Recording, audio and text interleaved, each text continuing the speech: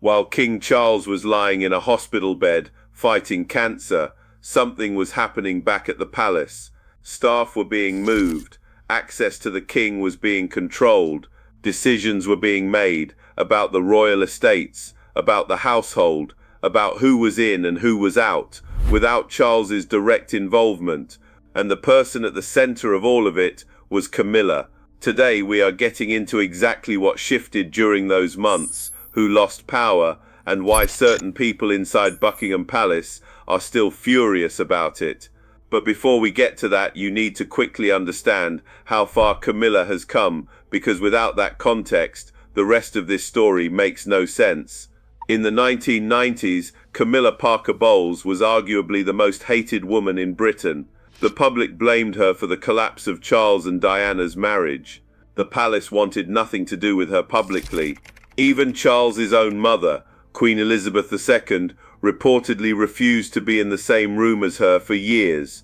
But Camilla is patient, and patient people in royal circles tend to win. She spent nearly a decade quietly rehabilitating her image, appearing at carefully selected charitable events, staying out of controversies, and letting time do what time does. When she and Charles finally married in 2005, it was a civil ceremony at Windsor's Guildhall, not a grand royal wedding. The palace was careful to keep it low-key, but what most people don't know is that behind the scenes, Camilla was already building something. She was assembling her own inner circle of advisors and staff, people loyal specifically to her, not to Charles, and not to the institution. What's particularly interesting is that several of those early appointments were made without going through the standard palace vetting process.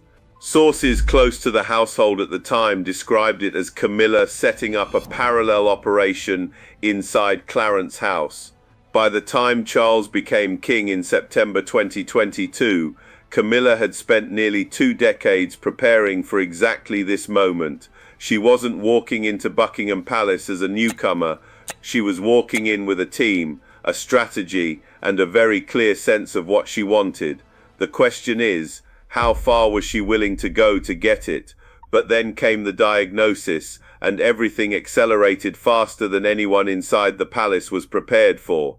In February 2024, Buckingham Palace confirmed that King Charles had been diagnosed with cancer.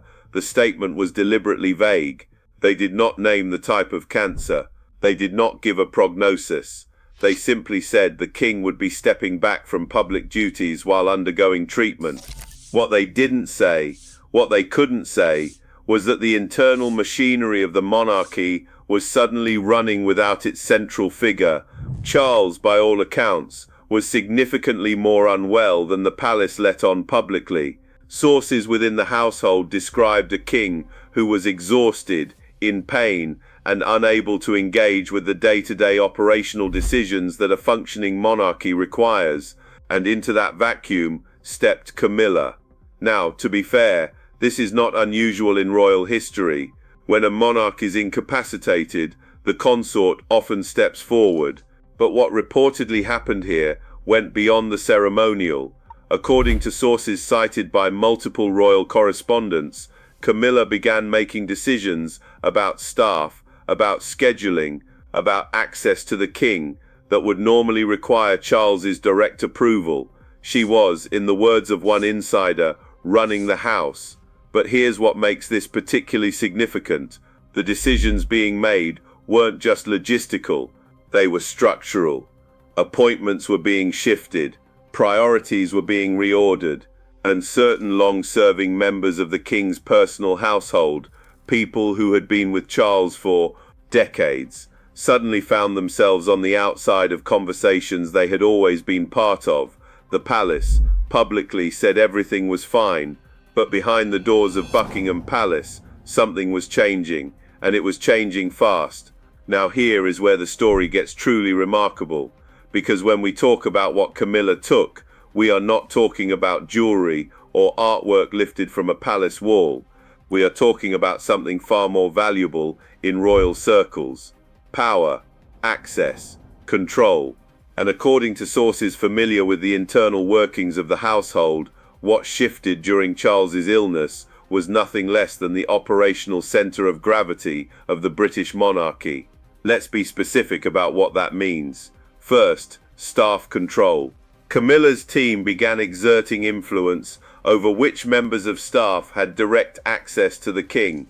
Several of Charles's longest-serving aides reportedly found their access restricted, not removed entirely, that would have been too obvious, but filtered, delayed, managed. Second, correspondence and communications. Sources suggest that during the height of Charles's treatment, incoming communications to the king were being routed through Camilla's office before reaching him. Think about what that means in practice. It means the people who controlled what Charles read, and when he read it, were Camilla's people, not his. Third, financial and estate decisions. This is the detail that insiders say caused the most friction. During Charles's illness, several decisions relating to the royal estates, including Sandringham and Balmoral, were reportedly signed off on by Camilla's office without Charles's direct involvement. Now, some of these decisions may have been entirely routine, but others, sources say, involve staffing changes and resource reallocations that had long-term consequences. What's historically remarkable about all of this is that it follows a pattern. Royal consorts acquiring influence during a monarch's period of weakness is not new. Queen Mary, wife of King George V, was known to exert significant behind-the-scenes control during her husband's periods of ill health. But in the modern era, with the monarchy under a level of public scrutiny that has never existed before, the stakes are entirely different. Because if the public perception shifts, if people begin to see Camilla not as a supportive queen consort, but as a behind-the-scenes power broker, the damage to the institution could be significant, and that, more than any specific decision made during Charles's illness, is what has certain figures inside the palace genuinely alarmed. If you think the story couldn't get more complex, consider this, because the staff changes that happened during and after Charles's illness were so significant that multiple royal correspondents have quietly described them as a purge. That is not a word that gets used lightly. Several senior members of Charles's personal household, people who had served him for 10, 15, even 20 years, were either moved to new roles, had their responsibilities quietly reduced, or left royal service altogether. The palace framed these departures, where it acknowledged them at all, as routine restructuring. But sources inside the household told a different story. What was happening, according to those sources, was a loyalty audit. The question being asked implicitly, never directly, was simple. Are you Charles's person, or are you a palace person? And the corollary, unspoken but understood by everyone involved, whose side are you on now? Several staff members who had been considered untouchable due to their length of service and personal closeness to the king found themselves suddenly peripheral. One particularly striking detail, reported by royal insiders, concerns the management of Charles's personal diary and schedule. Control of a monarch's schedule is, in practical terms, control of the monarch. It determines who he sees, when he sees them, and for how long. During the illness period, that control reportedly shifted in ways that alarmed several senior courtiers. What's particularly telling is who stayed. The staff members who remained central during and after Charles's illness were, almost without exception, those with established relationships with Camilla's office. The message, insiders say, was clear, even without anyone saying it out loud.